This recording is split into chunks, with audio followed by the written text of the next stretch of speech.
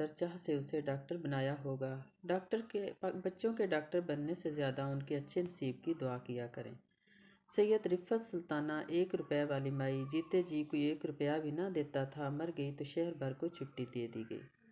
Doctor رفعت سلطانہ کا تعلق ایک پڑھے لکھے کھاتے پیتے گھرانے سے تھا۔ لندن اور جرمنی میں ڈاکٹری کی تعلیم حاصل کرنے کے بعد پاکستان میں آ کر ڈاکٹر کی خدمات کے فرائض انجام دیے۔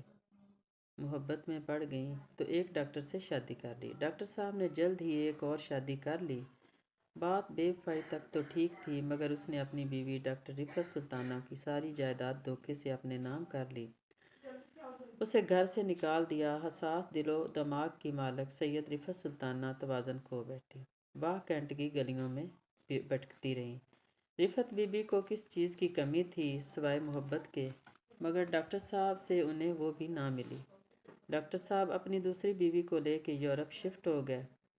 رفعت سلطانہ کی حالت غیر ہو رہی تھی۔ پھر ایک دن خط موصول ہوا، ڈاکٹر رفعت سلطانہ کو طلاق مل گئی۔ اسے کہا گیا، میں تمہیں اتنا کنگال کر آیا ہوں کہ اب تم 1 روپے کو بھی ترسو گی۔ راولپنڈی سے تقریباً 28 کلومیٹر دور باہ کینٹ میں رفعت سلطانہ کو بھیک مانگتے دیکھا گیا۔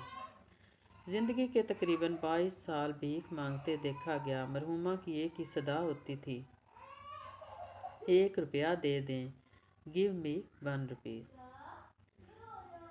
اگر کوئی 5 روپے دیتا، مرحومہ 4 روپے نکال کر اسے واپس کر دیتی اور بولتی، بس ایک ہی چاہیے۔ 2016 کو ایک دن 1 روپے والی مائی انتقال کر گئی۔ شہر کے اسکول کو چھٹی کر دی گئی، دکانیں بند کر دی گئیں۔ پروٹوکول ایسا تھا کہ مرحومہ POF ہوٹل میں بھی چائے پینے چلی جاتی، کوئی اس سے پیسے واپس نہیں لیتا تھا۔